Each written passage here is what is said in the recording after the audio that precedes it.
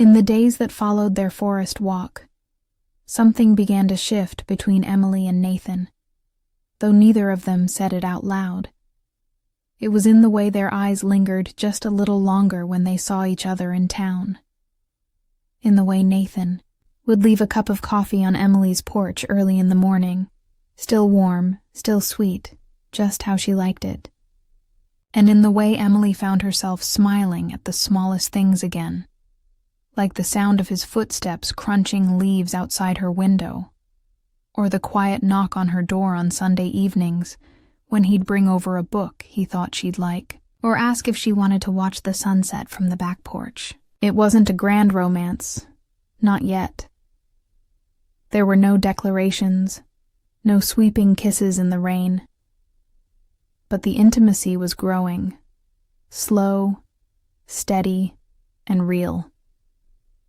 It was the kind of closeness that built itself in the quiet moments, like a fire catching, slowly but burning warmer than she remembered. And yet, there was still a weight between them, a hesitation, something neither of them had spoken aloud. Emily had been hurt before, and even though Nathan made her feel seen, safe, even desired in that soft, respectful way, she wasn't sure she was ready to let her heart open all the way. And Nathan, he carried something too. A sadness, a guilt, maybe for the years he'd spent chasing meaning in distant places, only to find himself lonelier than ever. One rainy night, when the wind pushed against the trees and thunder echoed across the hills, Nathan showed up at her door. He was soaked, his dark hair clinging to his forehead, his voice quieter than usual.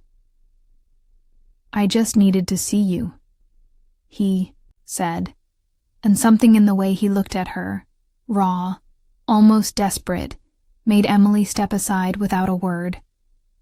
They sat on the couch, wrapped in blankets, the fire crackling softly in the background.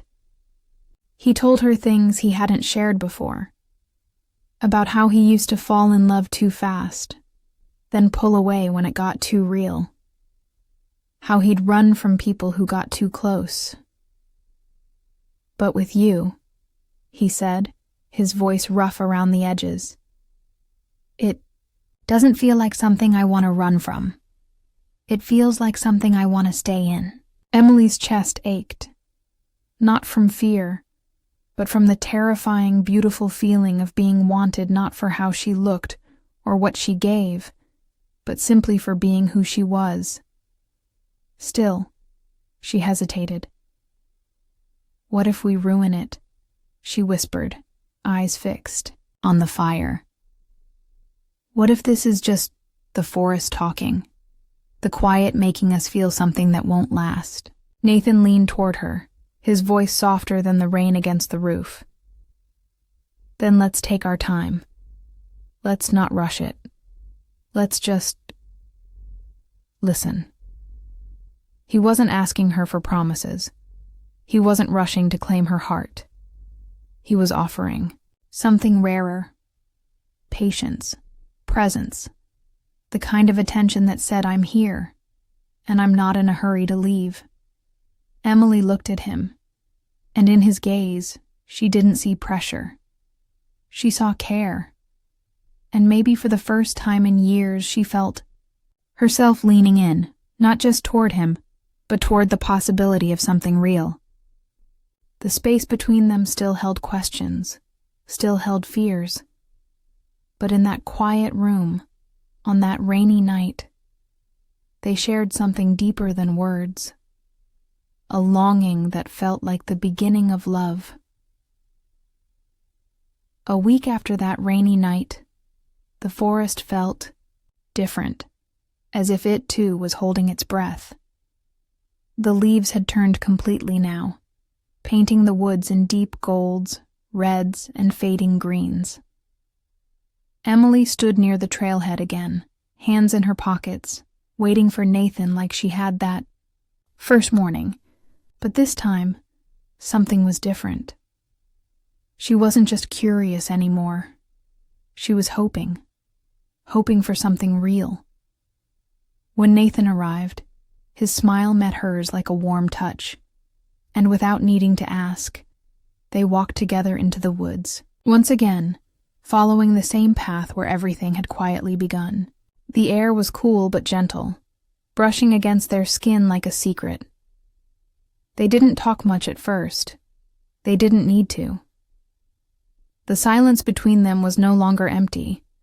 It was full of everything they hadn't said, but had felt. They reached the same spot by the stream, where the flat rock sat under the canopy of whispering branches. Nathan stopped and looked at her, and in his eyes, there was something both tender and certain. "You feel like a moment I've been chasing for years," he said quietly, "and I didn't even know it." Emily didn't look away this time. She stepped closer, heart thudding, every fear and hesitation slowly melting under the warmth of his gaze. "You make me feel safe," she whispered, "like I don't have to pretend anymore." For a moment, they just stood there, the wind weaving gently through the trees, their hands finding each other again, fingers fitting like they had always known how. Nathan lifted his hand to brush a strand of hair from her cheek, and in that small gesture, there was something more intimate than any kiss. Care, softness, respect. And then, slowly, as if time itself was holding them still, he leaned in and kissed her. It wasn't rushed. It wasn't perfect. It was full of emotion, the kind that comes after months of aching, healing, and learning how to trust again. Emily closed her eyes and let herself fall, not into him, but into the feeling, into the honesty of it. The kiss didn't promise forever, but it promised truth. After they pulled away, neither of them spoke for a while. They just held each other, surrounded by trees that had quietly witnessed their story unfold from a distance. And in that stillness, the forest didn't feel lonely anymore. It felt alive, as if it had been waiting for this too. Later, as the sun began to dip behind the hills and the air turned cooler, Nathan took her hand and said, "I don't want to go back to how life was before you." Emily smiled, not with excitement, but with relief, because she didn't want that either.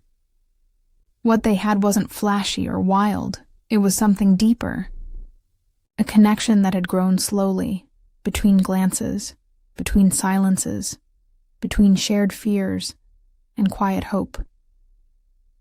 It was grown-up love, patient love, the kind that doesn't need to shout to be heard. And though neither of them said it, they both knew something important had happened that day, something worth holding on to. That moment in the forest wasn't just a beginning. It was an anchor, a reminder that love can return when you least expect it, soft as falling leaves, strong as the roots beneath the earth. And for the rest of her life, whenever Emily thought of love, she would remember that kiss beneath the branches, that quiet stream, and the man who saw her not as someone broken, but as someone beautiful in her becoming.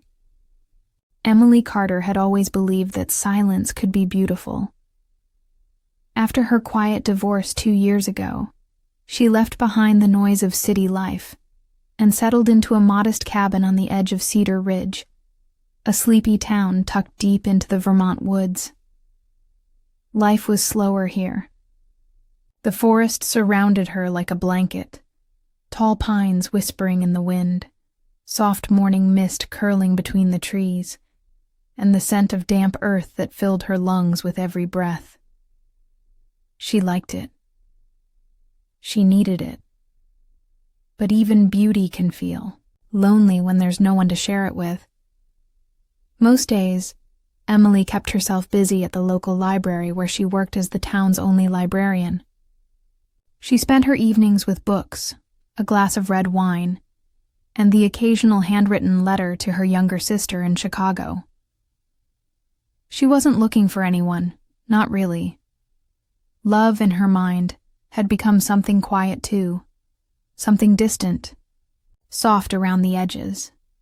That is, until Nathan Hale came back. He moved into the cabin just down the trail, maybe half a mile through the trees.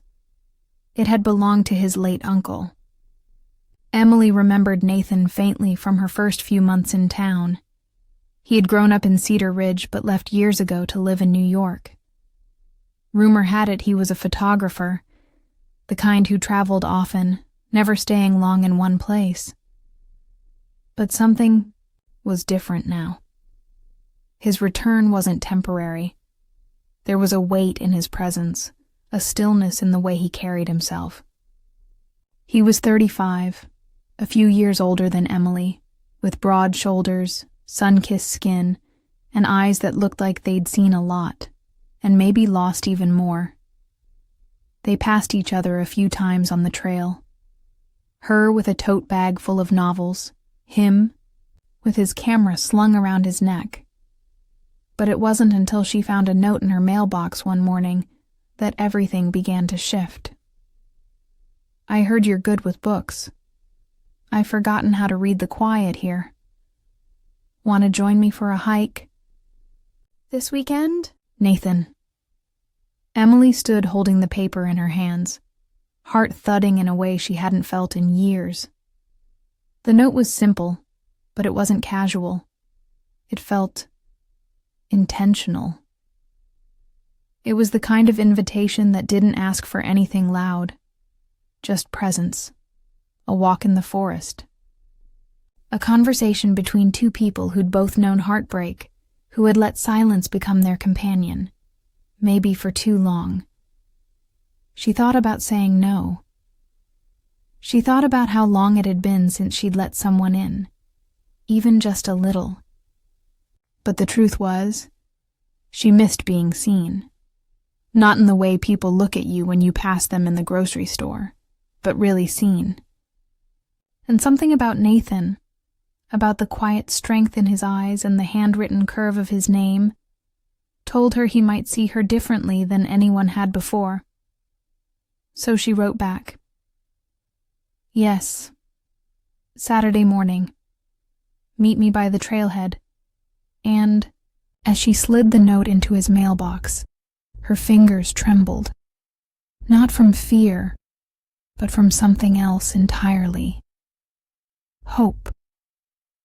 Because deep in the forest, with the leaves starting to turn and the crisp air whispering of change, something inside Emily began to shift. She didn't know it yet, but this wasn't just going to be a walk in the woods.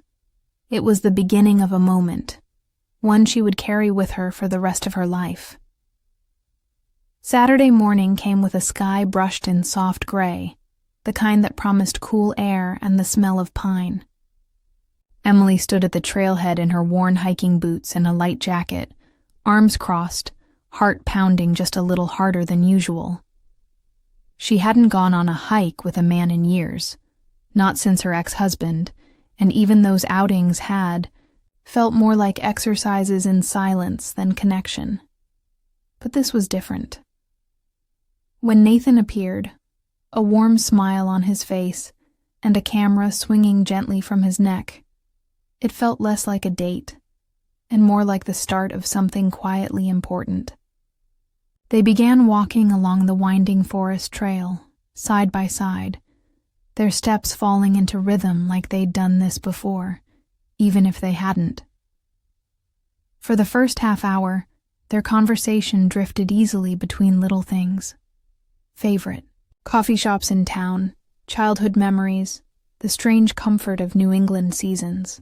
But soon, the forest seemed to pull words from them that felt deeper, slower, more honest. Nathan spoke about New York in a way that suggested he was trying to leave more than just a city behind. "I thought success would feel different. he said, his voice low as he looked out across the trees. Turns out, it's not very satisfying when there's no one to share it with. His words hit a tender place in Emily. She understood that feeling far too well. How you can be surrounded by things that look good on the outside and still feel empty on the inside. They stopped at a clearing where a flat rock overlooked a quiet stream. The forest was thick around them, but not in a way that felt closed in. It felt safe, almost sacred. Nathan set down his camera but didn't raise it once. Sometimes I think I hide behind this thing, he said, tapping it lightly. I take pictures of beautiful things so I don't have to talk about what I'm feeling. Emily looked at him then. Really looked. He wasn't trying to impress her. He wasn't charming in the way some men tried to be. He was just real. There was something intimate about his vulnerability, like he was offering her a window into himself, without any masks. Sitting beside him on the rock, Emily found herself saying things she hadn't said in years. About how hard it was to leave her marriage, how the silence in her house sometimes felt too loud, how she had stopped believing someone would understand the way her heart still wanted connection, even after all it had been through. Nathan didn't interrupt.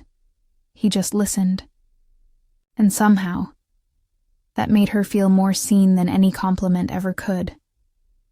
As the wind brushed through the trees, a quiet hush settled between them.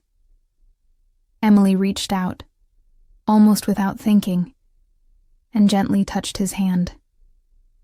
Just that. No words. No promises. Just her hand resting on his, like a question, like a whisper. And Nathan didn't pull away. He simply turned his palm to meet hers, their fingers curling together in the middle like two rivers finally merging.